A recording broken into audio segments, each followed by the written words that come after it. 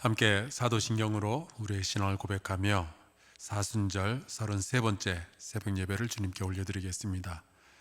전능하사 천지를 만드신 하나님 아버지를 내가 믿사오며 그 외아들 우리 주 예수 그리스도를 믿사오니 이는 성령으로 잉태하사 동정녀 마리아에게 나시고 본디오 빌라도에게 고난을 받으사 십자가에 못 박혀 죽으시고 장사한 지 사흘 만에 죽은 자 가운데서 다시 살아나시며 하늘에 오르사 전능하신 하나님 우편에 앉아 계시다가 저리로서 산자와 죽은 자를 심판하러 오시리라.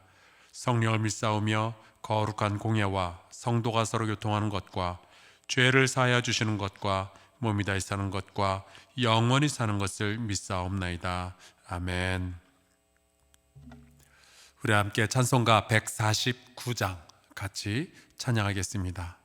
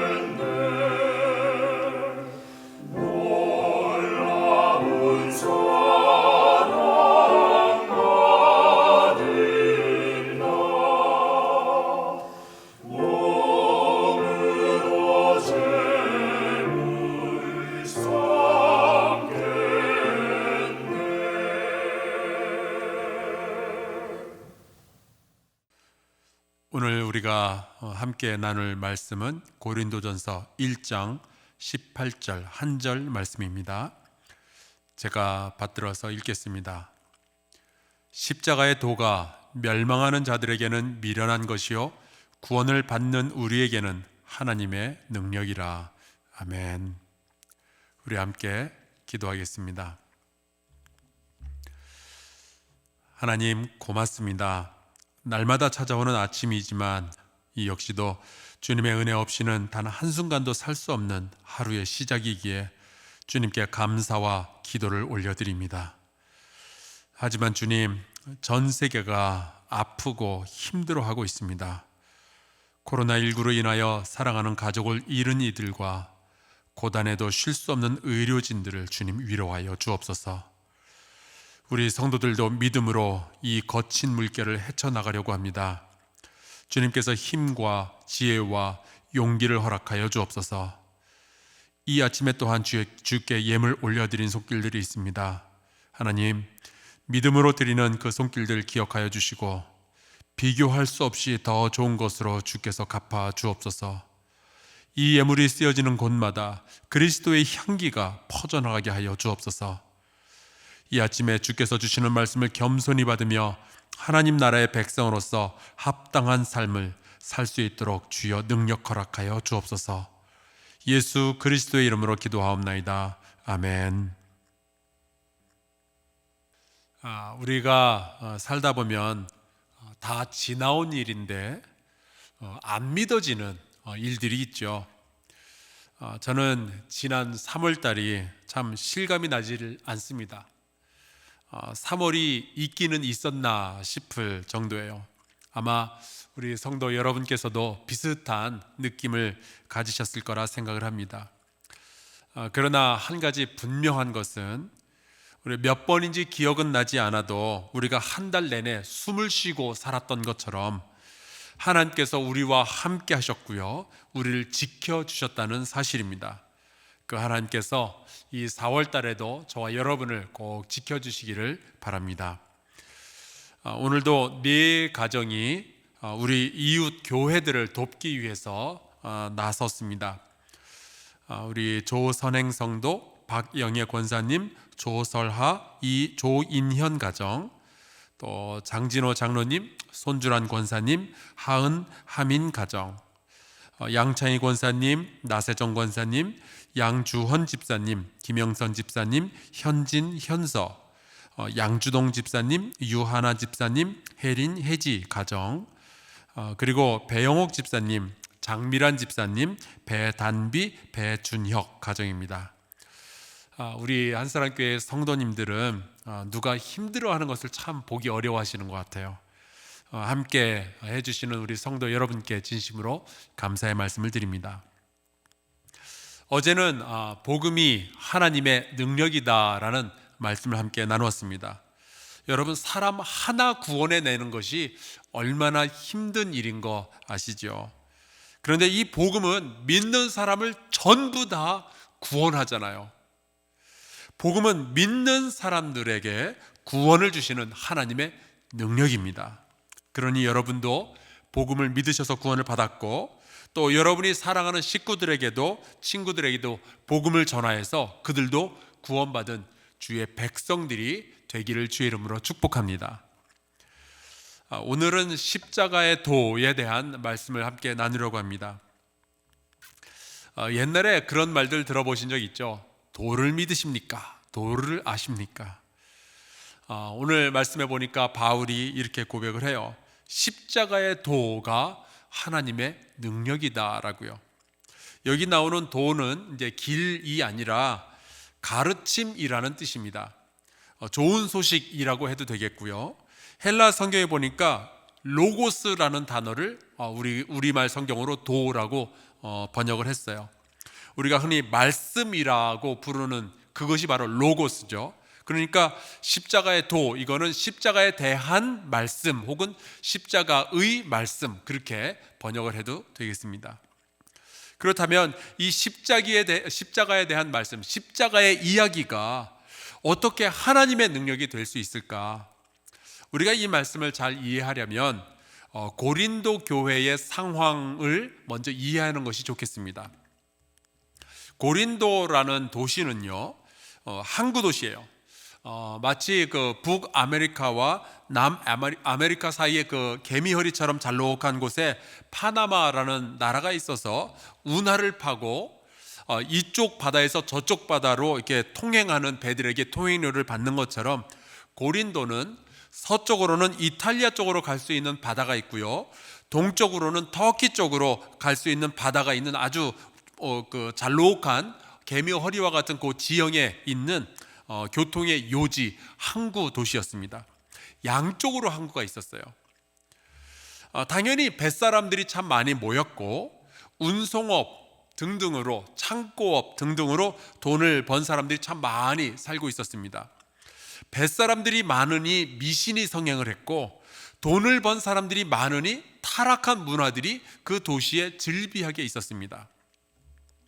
이런 곳에 교회가 세워졌는데 종종 교회가 세상에 영향력을 끼치기보다는 오히려 세상이 교회에게 영향력을 끼치는 일들이 일어나곤 했었습니다. 고린도전서를 보면은 다른 서신들에 비해서 특징적으로 자주 등장하는 단어가 몇 개가 있는데 그 중에 하나가 영적으로 하나님의 영 하는 그런 영이라는 단어입니다. 제가 고린도전서 14장에 나오는 이제 몇 구절을 좀 읽어볼 텐데요. 한번 들어보세요. 내가 만일 방언으로 기도하면 나의 영이 기도하거니와 나의 마음은 열매를 맺지 못하리라. 그러면 어떻게 할까? 내가 영으로 기도하고 또 마음으로 기도하며 내가 영으로 찬송하고 또 마음으로 찬송하리라. 그렇지 아니하면 내가 영으로 축복할 때 알지 못하는 처지에 있는 자가 내가 무슨 말을 하는지 알지 못하고 내 감사에 어찌 아멘 하리요. 그러니까 고린도 교회 성도들은요, 영적으로 잘 발달되어져 있었고요, 영성에 관해서는 할 말이 굉장히 많았던 사람들입니다. 그런데 이 고린도 전서 후서에 자주 등장하는 또 하나의 단어가 있는데 그것이 자랑이라는 단어예요. 신약 성경에 자랑이라는 단어가 한 60번 정도가 나오는데 그 중에 절반이 고린도 전서 후서에 전부 나옵니다. 제가 몇 구절을 한번 읽어볼게요. 이는 아무 육체도 하나님 앞에서 자랑하지 못하게 하려 하심이라. 너희가 자랑하는 것이 옳지 아니하도다. 적은 누룩이 온 덩어리에 퍼지는 것을 알지 못하느냐. 사랑은 오래 참고 사랑은 온유하며 시기하지 아니하며 사랑은 자랑하지 아니하며 교만하지 아니하며 또 자랑하는 자는 주 안에서 자랑할지니라. 이런 것처럼 참 자랑이라는 단어가 굉장히 많이 등장하고 있습니다. 그렇다면 왜 바울은 고린도전서 후서에 이 영적인 이야기들을 그리고 더불어서 자랑에 대한 이야기들을 그렇게 많이 하고 있는 걸까요? 고린도 교회 안에 있었던 문제가 있었어요. 그러니까 고린도 교회는요, 영적으로 굉장히 풍성하고 세밀했지만 자랑의 문제 앞에서 속절없이 무너졌던 교회가 이 고린도 교회였습니다. 고린도 교회의 성도들이 살고 있던 그 문화를 보면은 우리가 쉽게 이해가 되죠. 고린도 교회는 성도들이 모였는데 서로 자랑할 것들이 참 많았던 거예요. 물질도 풍성했고요, 영성도 풍성했고요, 영적인 경험도 풍성히 있었습니다. 은사도 많이 나타났었어요. 그래서 고린도전서 12장에 보면은 성령의 은사에 대한 설명도 자세하게 등장하고 있죠. 게다가 이 고린도 교회 안에는 바울을 반대하던 어떤 사람이 들어와서는 자기가 얼마나 학식이 높은 사람인지, 자기가 예루살렘에서 얼마나 인정받던 사람인지 추천서까지 받아왔다 그러면서 자랑을 많이 했던 그런 기록이 남아 있습니다. 영성은 높은데 자랑질이 멈추질 않았던 거예요. 이렇게 말할 수 있어요. 영적이고 은혜도 많이 받았고 성령의 역사도 많이 일어났는데 교만의 문제를 해결하지 못했던 교회가 바로 이 고린도 교회였습니다. 교만하니까 영적으로도 아주 어려운 문제들이 일어나기 시작했어요. 그 중에 하나가 내가 제일 잘났고 당신이 틀렸다라는 이야기를 서슴없이 서로 간에 하는 분위기가 있었습니다. 그래서 생겨났던 문제가 교회 안에서 파가 갈라지는 거예요. 바울파, 아볼로파, 게바파, 그리스도파로 쫙 나눠져서 서로 비난하고 서로 싸웠던 거예요. 그리고 서로 자랑하고요, 내가 낫다고. 게바로 말하자면 예수님의 수제자였다, 물 위도 걸어본 분이다, 내 양을 치라는 부탁을 주님으로부터 직접 받은 분이다, 나는 그 게바에게 속한 사람이다, 자랑을 하는 거예요. 그 말을 듣고 바울파가 가만히 있겠어요? 바울은 게바처럼 무식한 갈릴리 어부 출신이 아니라 가말리엘이라는 아주 뛰어난 학자 밑에서 공부한 지식인이다. 로마의 시민권을 가졌지만 복음을 전하기 위해서 자기의 인생을 헌신한 사람이다. 나는 그분에게 속한 사람이다. 자랑을 하는 거예요. 그러면 아볼로파도 가만히 있을 수 없죠. 아볼로는 이집트의 알렉산드리아에서 유학한 유학파다.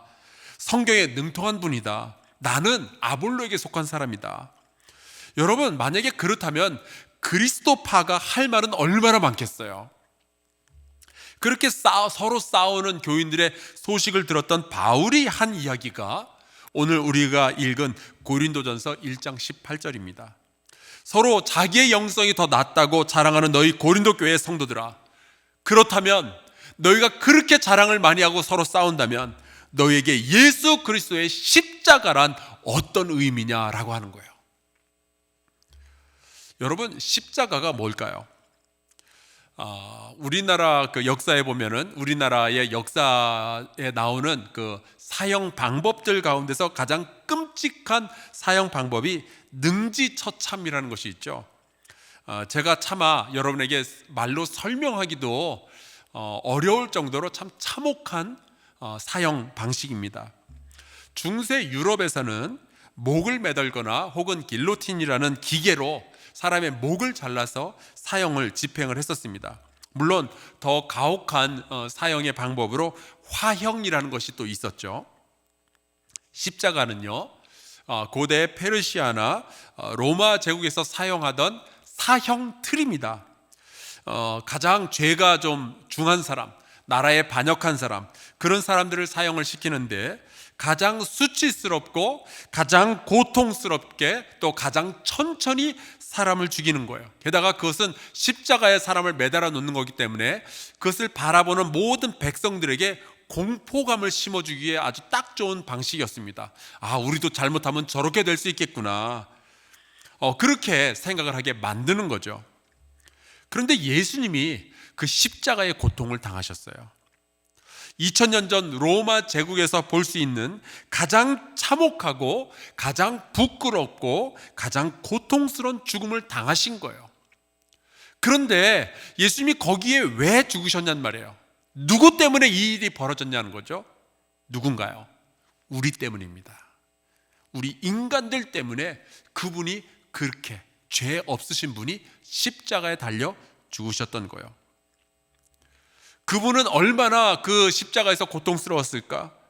어떤 죄라도, 우리의 어떤 죄라도 다 용서받을 만큼 고통스러운 죽음을 당하셨어요.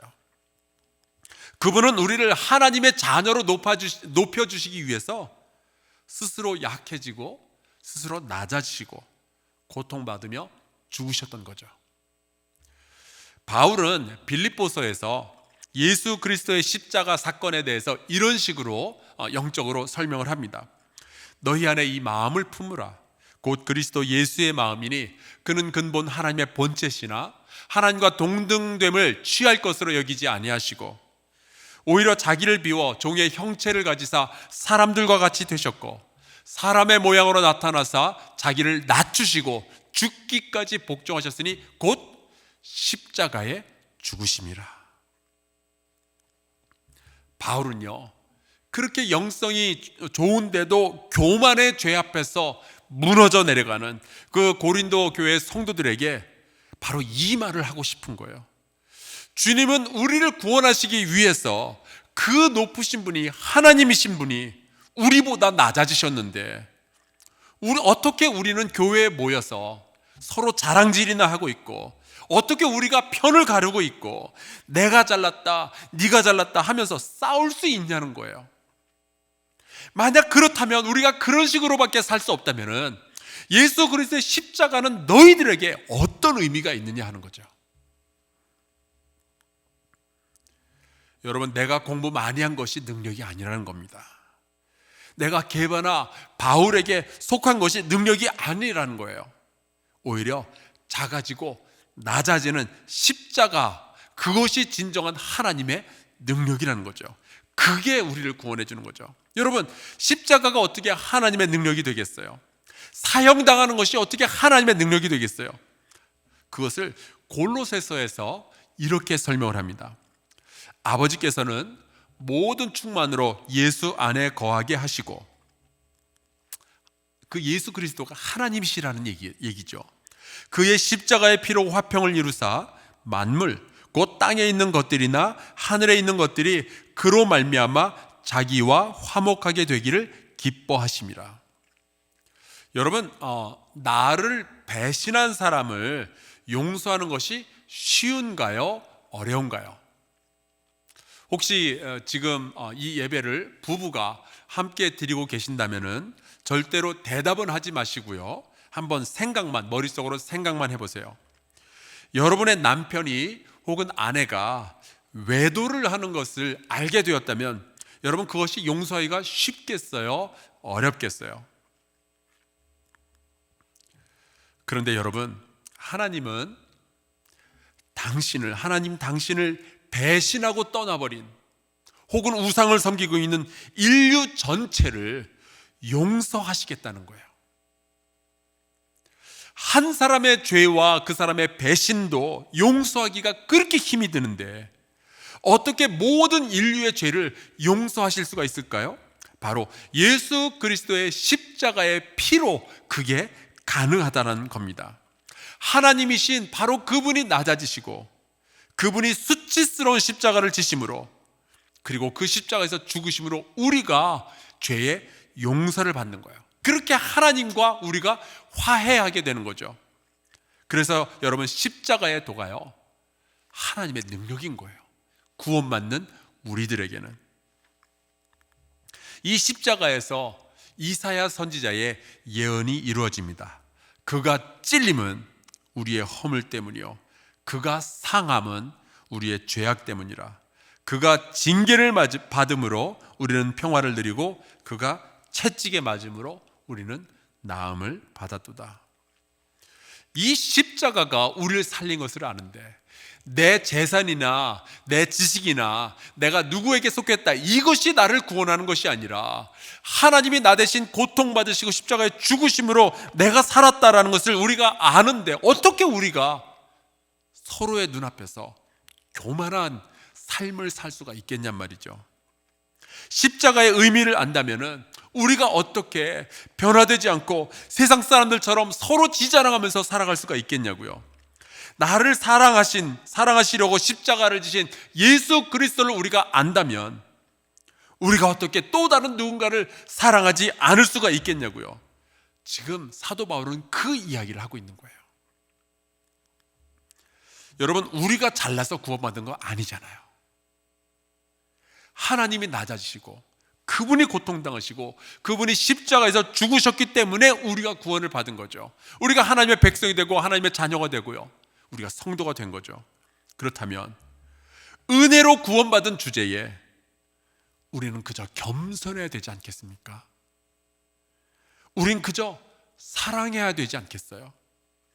우리는 단 한 사람이라도 더 용서해야 되지 않겠습니까? 나는 십자가로 구원받은 사람입니다. 이 사순절, 이 십자가를 묵상하며 주님 따라가는 저와 여러분 될 수 있기를 주의 이름으로 축복합니다. 우리 함께 주기도문으로 예배를 마치고 이어서 공동의 기도 제목을 가지고 잠시 기도하도록 하겠습니다. 하늘에 계신 우리 아버지여, 이름이 거룩히 여김을 받으시오며 나라가 임하시오며 뜻이 하늘에서 이루어진 것 같이 땅에서도 이루어지이다. 오늘 우리에게 일용할 양식을 주시옵고 우리가 우리에게 죄 지은 자를 사하여 준 것 같이 우리 죄를 사하여 주시옵고 우리를 시험에 들게 하지 마시옵고 다만 악에서 구하시옵소서. 나라와 권세와 영광이 아버지께 영원히 있사옵나이다. 아멘.